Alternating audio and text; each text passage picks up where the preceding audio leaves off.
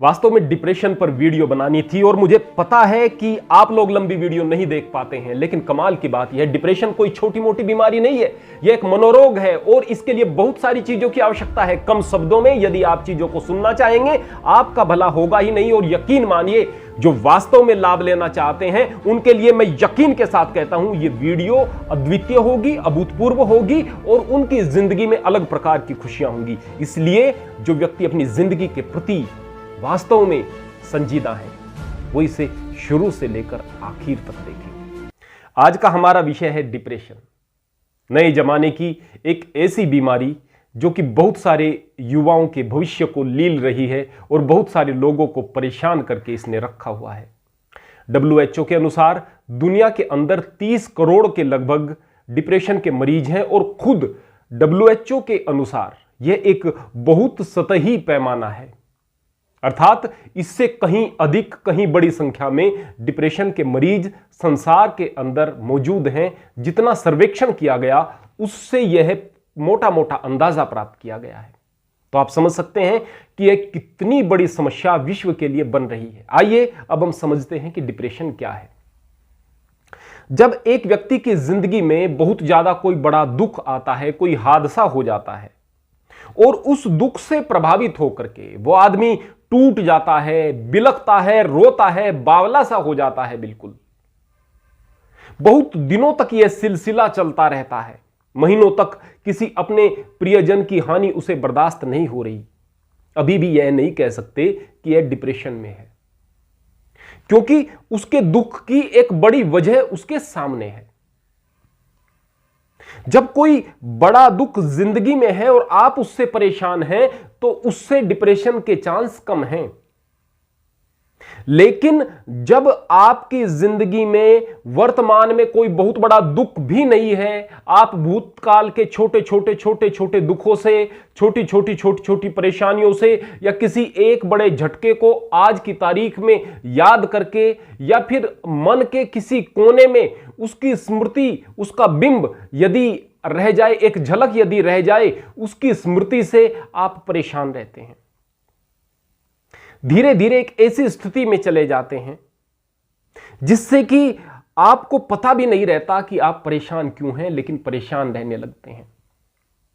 आपके दिमाग से आपका कंट्रोल समाप्त हो जाता है, अच्छी चीजों में आपकी रुचि नहीं रहती, निराशा आपकी जिंदगी का हिस्सा बन जाती है, सर पर एक भार सा बना रहता है, कई बार सरदर्द होता है, कई बार आदमी को ऐसा लगता है कि बस दुनिया निस्सार है, दुनिया में कुछ भी नहीं है। सुखों की समस्त उम्मीद, आशाएं व्यक्ति खो देता है, उसे ऐसा लगता है कि अब मेरी जिंदगी में कभी सुख नहीं आएंगे, दुनिया में सुख है ही नहीं। यह वैराग्य की भावना नहीं है, यह दुख की एक ऐसी स्थिति है जिसको दिमाग ने गढ़ लिया है। अब आप डिप्रेशन में हैं। यह स्थिति इतनी ज्यादा बढ़ जाती है कि आदमी अक्सर आत्महत्या की तरफ भी बढ़ जाता है। कुछ समझदार लोग जो कि इस बात को समझ जाते हैं कि मैं डिप्रेशन के दौर से गुजर रहा हूं और वह उसके लिए प्रयास करते हैं, तो वह इससे बाहर निकलने में सफल हो जाते हैं। वास्तव में अगर समझदार व्यक्ति है, उसके लिए यह कोई बड़ी बीमारी नहीं है, बल्कि बीमारी है ही नहीं। और यदि व्यक्ति ना समझ है तो वह इससे घिर करके बस अपने भविष्य को बर्बाद कर लेता है। यही कारण है कि डिप्रेशन के मरीज अक्सर पूरी जिंदगी भी दवाइयों को खाते रहते हैं और ठीक नहीं हो पाते। अब हम समझते हैं कि ये एंजाइटी क्या है। एंजाइटी आपके अंदर जब घबराहट होती है किसी चीज को लेकर के, एक निराशा की वक्ती भावना आपके अंदर होती है, बेचैनी होती है, नींद नहीं आती है, यह एक ऐसी स्थिति है जो आपको अंदर से बहुत परेशान करके रखती है।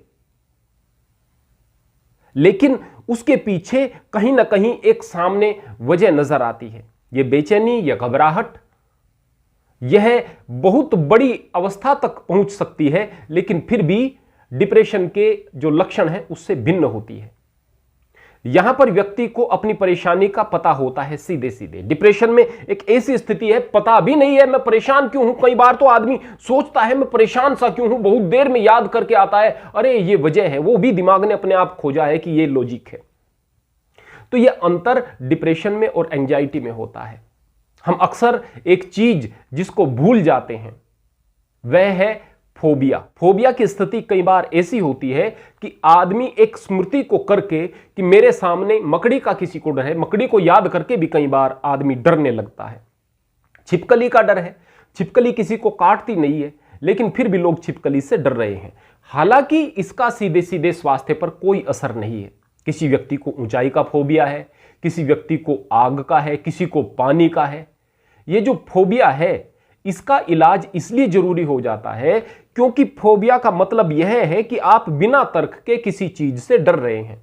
आप पानी पुल के द्वारा पार कर रहे हैं किसी बड़ी नदी को या फिर किसी बड़ी नहर को, आपको डर लग रहा है, पता है पुल बड़ा है, काफी है, नहीं गिरेगा ना आप गिरेंगे, फिर भी डर है। यदि आप इस चीज को दूर नहीं कर रहे तो आपको भविष्य में एंजाइटी हो सकती है और धीरे धीरे एंजाइटी आपकी डिप्रेशन में भी बदल सकती है। मैं यह नहीं कह रहा कि फोबिया से ये चीजें होंगी, मेरा मतलब यह है कि आप अपने दिमाग में कमजोरी आने क्यों देते हो। फोबिया को भले ही मेडिकल साइंस यह कहे कि इसे आसानी से दूर नहीं किया जा सकता, लेकिन वास्तविकता यह है कि जिस डर पर आदमी काम करता है अभ्यास से उस डर को दूर कर लेता है। जब बार बार अपने दिमाग को ट्रेंड करके वह उस डर का सामना करता है, उस डर को पीछे हटाता है तो उस डर पर काबू पा लेता है। आज आपका दिमाग जीत गया है, उस डर पर उसने काबू पा लिया है, तो धीरे धीरे आपके दिमाग की वह शक्ति बढ़ेगी, वह आत्मविश्वास आपका बढ़ेगा कि वह परेशानियों में परेशान नहीं होगा। आइए अब हम समझते हैं कि यह डिप्रेशन किन लोगों को होती है। डिप्रेशन में यदि एक व्यक्ति स्वार्थी है तो अक्सर पड़ जाएगा। केवल अपना भला चाहने वाला है, अपना भला सोचने वाला व्यक्ति है, मेरा भला हो जाए, ये हो जाए, हर वक्त वह अपने भले के बारे में सोचता है। ऐसा जरूरी नहीं कि उसका भला हमेशा होगा, उसके स्वार्थ हमेशा सिद्ध होंगे। जब उसके स्वार्थ सिद्ध नहीं होते और चूंकि वह बड़ा स्वार्थी है तो धीरे धीरे उसके अंदर नकारात्मकता आने लगती है और वह डिप्रेशन की तरफ बढ़ने लगता है। दूसरा, आत्मकेंद्रित व्यक्ति, मेरा शरीर, मेरा रूप रंग, मेरी प्रतिष्ठा, मेरी मान, मेरी मर्यादा, मेरी विद्वता, मेरा प्रभाव, जब इन चीजों पर व्यक्ति केंद्रित रहता है तो इसको कहते हैं आत्मकेंद्रित होना। स्वार्थ में और आत्मकेंद्रित होने में अंतर होता है। स्वार्थ में मेरा प्रधान होता है और आत्मकेंद्रित में मैं प्रधान होता है। तो यहां पर जो व्यक्ति आत्मकेंद्रित है तो उसका शरीर हमेशा ही स्वस्थ रहे ऐसा तो जरूरी नहीं है। छोटी छोटी चीजें उसको परेशान करती रहेंगी, दिमाग में घर करती रहेंगी। मेरा शरीर खराब हो रहा है, वो और खराब होता चला जाएगा। मैं कमजोर हूं, वो और कमजोर होता चला जाएगा।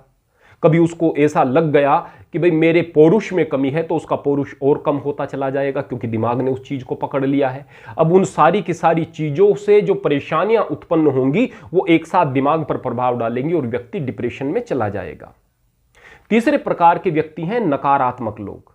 जो व्यक्ति किसी भी घटना के किसी भी चीज के नकारात्मक पहलू को ज्यादातर देखते हैं, ब्राइट साइड देखने की उन्हें आदत नहीं है, निश्चित तौर पर वो व्यक्ति कभी ना कभी डिप्रेशन में अक्सर चले जाते हैं। हर वक्त चीजों के नकारात्मक पहलू को देखने की जिन्हें आदत है। मान लिया किसी व्यक्ति ने किसी का नुकसान कर दिया, वो उसको दिमाग में लिए घूम रहा है। यदि वह व्यक्ति हर वक्त उस चीज को दिमाग में लिए घूम रहा है, भविष्य की अपनी तरक्की के सारे मार्ग उसने अवरुद्ध कर दिए, बंद कर दिए। और दूसरी बात यह है कि डिप्रेशन में आकर के धीरे धीरे वह उस स्थिति को बढ़ा रहा है, बहुत ज्यादा बढ़ा रहा है। अगर वह सकारात्मक पहलू यह देखेगा कि इसने मेरा नुकसान किया है, मैंने क्या गलती की है जिसकी वजह से यह नुकसान हुआ है, भविष्य में मैं ऐसी गलती नहीं करूंगा, ऐसी ट्रेनिंग मुझे मिल गई है और मैं इस बात को बेहतर तरीके से अपने बच्चों को बता सकूंगा, कितना लंबा मुझे तजुर्बा मिल गया है, तो वह व्यक्ति निश्चित तौर पर उस तकलीफ से, उस दुख से बाहर निकल सकता है और बहुत बेहतर भविष्य का निर्माण करने के लिए तैयार हो सकता है। चौथे नंबर पर वो व्यक्ति होते हैं जो संसार से ज्यादा चिपके हुए होते हैं। उस व्यक्ति ने मुझे क्या कह दिया, उस व्यक्ति ने मेरा बुरा कर दिया, उस व्यक्ति ने मेरी चुगली कर दी, अब मेरा उन लोगों की नजरों में सम्मान घट गया है, लोग मेरे बारे में क्या सोचते हैं, मेरी कितनी प्रतिष्ठा है, मैं लोगों को प्रेम करता हूं, लोग मुझसे फिर भी प्रेम नहीं करते हैं, मैं लोगों के साथ अच्छा व्यवहार करता हूं, लोग मेरे साथ अच्छा व्यवहार नहीं करते हैं, मैं संसार के साथ में भलाई से पेश आता हूं, उनका भला करने की बात सोचता हूं, लोग मेरा फायदा उठाते हैं।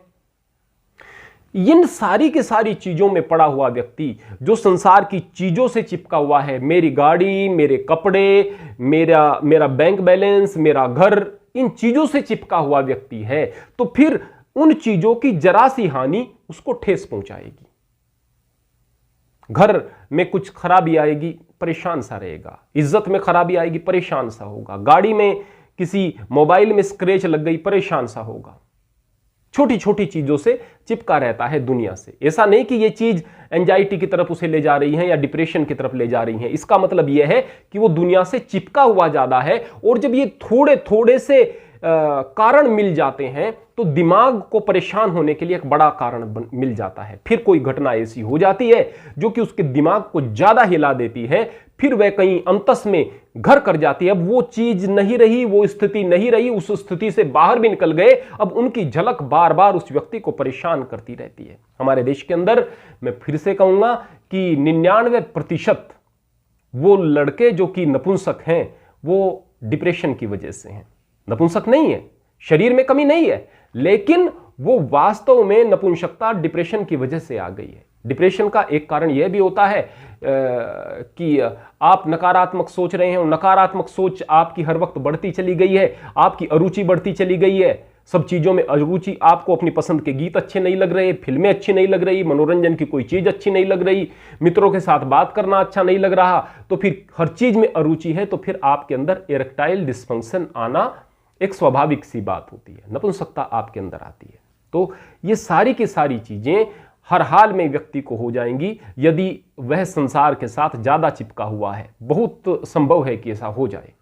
5वें नंबर पर वो लोग हैं जो कि आशिक मिजाज होते हैं। अक्सर फिल्मों में गीत सुने होंगे, मैनू इसके दा लगिया रोग, मेरी बचने दी नहीं हो उम्मीद। वो इसके दा रोग कौन सा होता है भाई? ये जो जवानी में लड़कों के अंदर कुछ केमिकल लोचा होता है, लोग इश्क में पड़ जाते हैं तथाकथित, फिर उन्हें बेवफाई दिखाई देती है, इतने डिप्रेशन में चले जाते हैं कि बस आत्महत्या तक की नौबत आ जाती है। तो ये जो तथाकथित आशिकी है ना, यह भी डिप्रेशन का कारण बनती है। जो प्रसन्न रहने वाले व्यक्ति होते हैं ना, हर वक्त बिंदास जीने वाले व्यक्ति होते हैं, वो अपने आप में इतना खुश रहते हैं, उन्हें खुशियों की बाहर से आवश्यकता नहीं पड़ती, वो इस तरह की आशिकी वगैरह में भी नहीं पड़ते, एक बड़ा लक्ष्य लेकर के जीते हैं। 6ठे नंबर पर वो लोग होते हैं जो नास्तिक लोग होते हैं, जिनका ईश्वर पर विश्वास नहीं होता। जब कुछ नुकसान होता है तो बस उन्हें ऐसा लगता है सर्वनाश हो गया। ध्यान रखना, जो नास्तिक व्यक्ति है वो नुकसान में टूट जाता है, वो ये सोचता है कि मेरी जिंदगी का कोई अर्थ नहीं रहा, और जो आस्तिक व्यक्ति है उसका सब कुछ बर्बाद हो जाए, वो कहेगा कि मेरे मालिक तू तो है ना, जीवन की रुलाती घड़ियों में मिलता है तुम्हारा प्यार, मुझे कुछ चाह न बाकी रहती है प्रभु आके तेरे दरबार, मुझे मेरे दिल के गगन पर आके कभी जब गम की घटा छा जाती है, एक पल में कहीं से दया तेरी फिर बन के हवा आ जाती है। तो वास्तव में जो व्यक्ति परमात्मा से जुड़ा हुआ है उसके लिए तो निराशा है ही नहीं। सब कुछ विनाश होने के बाद भी सोचेगा कोई विनाश नहीं हुआ।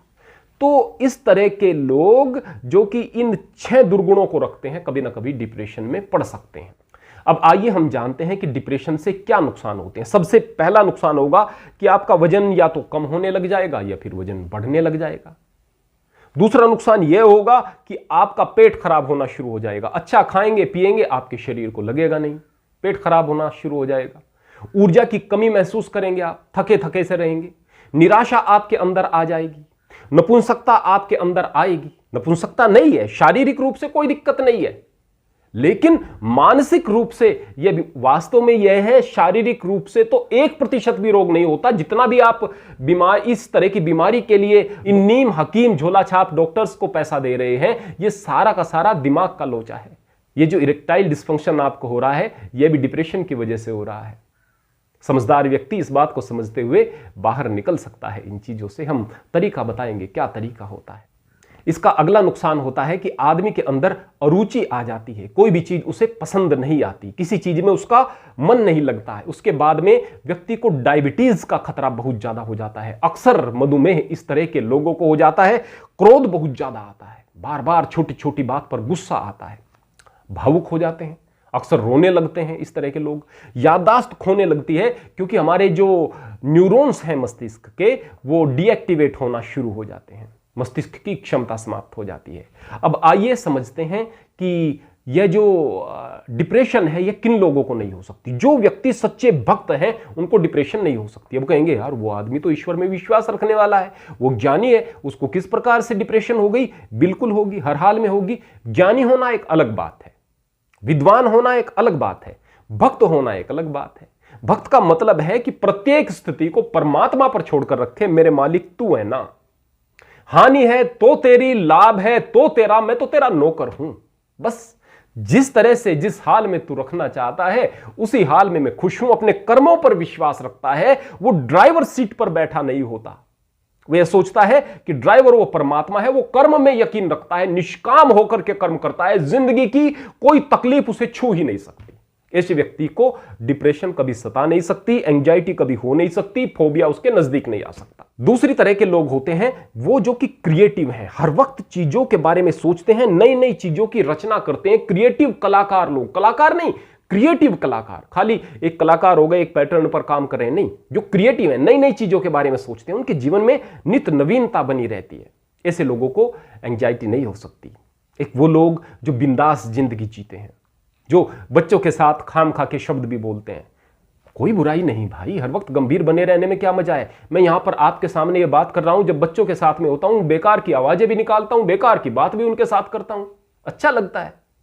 तो बिंदास जिंदगी जीने वाले व्यक्ति भी वास्तव में डिप्रेशन का शिकार कभी नहीं हो सकते। इसके अलावा संतोषी व्यक्ति, मेरे मालिक जो तूने दिया है ना, बस तेरी दया है, कोई दिक्कत की बात नहीं, और के लिए प्रयास करेंगे और भी मिल जाए, जो नहीं मिल रहा तो कोई बात नहीं, जिंदगी बढ़िया चल रही है, मजा आ रहा है, इस बात से परवाह ही नहीं कि लोग हमारे बारे में क्या सोचेंगे। भाई मेरा मजा आ रहा है, मेरा मजा तो इस टूटी हुई खाट पर लेटने में आ रहा है, मुझे इस बात से क्या मतलब कि लोग कहेंगे कि टूटी हुई खाट पर लेटा हुआ है।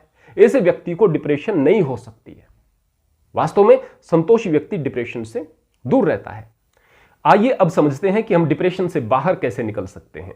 डिप्रेशन से बाहर निकलने के लिए सबसे पहले जरूरी है कि आप अपनी जिंदगी में नकारात्मक चीजों को पूरे तरीके से दुत्कार दें। हमारे दिमाग के अंदर कोर्टिसोल हार्मोन जो है वो ज्यादा रिलीज होने लगता है। जब हम कोई भी काम कर रहे होते हैं, हमारा मस्तिष्क 70% तो इस काम में लगा रहता है कि पुरानी अच्छी यादों को सहेज करके उन्हें आपके सामने प्रस्तुत करता रहे और एक उपयुक्त माहौल का, एक प्रसन्न माहौल का निर्माण करता रहे, क्योंकि आदमी के लिए प्रसन्नता बहुत जरूरी है अच्छे तरीके से काम करने के लिए। जब आदमी प्रसन्न रहता है तो उसके हैप्पी हार्मोन्स जो है उनका सिक्रेशन होता है, डोपामिन का सिक्रेशन होता है, और आदमी खुश रहता है, बेहतर तरीके से काम कर पाता है। दिमाग को इस चीज का पता है, शरीर का जो स्वचालित सिस्टम है वो इस काम में लगा रहता है। लेकिन जो व्यक्ति अवसाद का शिकार हो जाते हैं, ऐसे व्यक्ति बार बार गलत चीजों को याद करते रहते हैं। उनके मस्तिष्क में कोर्टिसोल हार्मोन जो कि ईर्ष्या के वक्त, क्रोध के वक्त, नफरत के वक्त, घृणा के वक्त रिलीज होता है, वो हर वक्त सिक्रेशन उसका होना शुरू हो जाता है। ऐसे में वो व्यक्ति बहुत निराश हो जाता है, जिंदगी से परेशान हो जाता है और बड़ा दुष्ट सा दिखने लगता है कई बार। तो अगर एक व्यक्ति नकारात्मकता को जगह देगा जिंदगी में तो डिप्रेशन से बाहर नहीं निकल सकता। वह दवाइयों के सहारे भी डिप्रेशन से बाहर नहीं जा पाएगा। तो फिर अब इस डिप्रेशन से बचने के लिए क्या किया जाए? जब भी नकारात्मक विचार मस्तिष्क में आने लगे, उस समय सकारात्मक विचारों को उसके सामने खड़ा करें, नकारात्मक विचारों को जगह न दें। आप ऐसा कर सकते हैं। इसके लिए ऊर्जा की आवश्यकता पड़ेगी, इसके लिए मेहनत की आवश्यकता पड़ेगी, लेकिन दिमाग को व्यस्त रखें और नकारात्मक चीजों में भी सकारात्मकता ढूंढने की कोशिश करें, उसका सही पक्ष ढूंढने की कोशिश करें, जैसा पूर्व में मैंने आपको बताया है। इसके अलावा योग और प्राणायाम में विशेष रूप से आप अनुलोम विलोम प्राणायाम करें, योग आप करें, व्यायाम आप करें। व्यायाम आप करेंगे तो आपके हैप्पीनेस के हार्मोन, हैप्पी हार्मोन्स रिलीज होते हैं। भारी व्यायाम आप करें, आप खेलें, आप स्पोर्ट्स ज्वाइन करें, आप कुछ भी करें, लेकिन अपने आप को व्यस्त करें और ध्यान करें। अब समय का अभाव है, वीडियो लंबी हो रही है, वरना मैं यहां पर आपको ध्यान का तरीका भी बताता कि किस तरीके से ध्यान किया जा सकता है डिप्रेशन से बाहर निकलने के लिए। अब इसके अलावा अपने शुभ चिंतकों के पास में रहें, नकारात्मक व्यक्तियों के पास समय न बिताएं। तुम कैसे हो गए हो, तुम बड़े आत्मकेंद्रित से हो, तुम बड़े स्वार्थी से हो, तुम बड़े चुप चुप से रहते हो, तुम बड़े निरश हो। अगर कोई व्यक्ति इस तरह से आपको कहते रहेंगे तो वो तो आपको मार डालेंगे भाई, आप में कमियां निकाल रहे हैं। जो व्यक्ति आपके आत्मविश्वास को बढ़ाएं, जो व्यक्ति समझदार हों, जो आपके शुभ चिंतक हों, जो आपको प्रेम करने वाले हों, जिनका ऑरा बहुत अच्छा हो, ऐसे व्यक्तियों का संग आप करेंगे। दुनिया की किसी दवाई की जरूरत नहीं, यकीनन आप ठीक हो जाएंगे। तो यह बहुत बड़ा काम करता है। अच्छे लोगों का साथ हमेशा आप बना करके रखें। इसके अलावा व्यस्त रहें, समय न दें अपने आप को, किसी भी चीज के लिए समय न दें। जितना भी आप अपने रूटीन को बना सकें, इस समय तक ये करूंगा, इस समय तक ये करूंगा, उसके बाद ये करूंगा, उसके बाद ये करूंगा, इसका फायदा ये होगा कि फ्रूट्स आपके हाथ में होंगे। आपने ज्यादा काम किया, उसमें कुछ प्रतिशत भी अगर सफलता हुई तो वह कम काम करने से ज्यादा ही आपके हाथ लगेगी, यदि आपने रूटीन बनाकर सही तरीके से काम किया तो। और अगर वहां पर सफलता नहीं हुई तो वह प्रयास आपको तराश रहा होगा, इसलिए उसके सकारात्मक परिणाम होंगे। व्यस्त रहें। इसके अलावा आप एक बात को अपने दिमाग में बैठा कर रख लें कि मैं और मेरा मस्तिष्क अलग है। भले ही वो मैं तत्व आपके मस्तिष्क में बैठा हुआ है, लेकिन आप यह माने कि मैं अपने मस्तिष्क का इलाज करूंगा। ध्यान रखना, आप मैं को अलग कर लीजिएगा। आप कहें कि ये जो मेरा मस्तिष्क है ना, ये मेरे साथ गड़बड़ कर रहा है, मेरे शरीर के साथ गड़बड़ कर रहा है, मैं इस खेल को समझ रहा हूं, मुझे इस मस्तिष्क की चाल को कामयाब नहीं होने देना है, मैं इस मस्तिष्क पर हावी रहूंगा, इसको निर्देश दूंगा। अब यह मेरा मस्तिष्क जो है मेरे कहने के अनुसार काम करेगा। उसके लिए जब आप अभ्यास करेंगे, अभ्यास में ध्यान भी होगा, आपका प्राणायाम भी होगा, योग भी होगा, व्यायाम भी होगा, अच्छे लोगों का साथ भी होगा, सकारात्मक चिंतन भी होगा, ये सारी की सारी चीजें उसमें इंक्लूड होंगी। कोई रचनात्मक काम करना होगा, कोई मनोरंजक काम करना होगा, ये सारी की सारी चीजें उसमें इंक्लूड होंगी।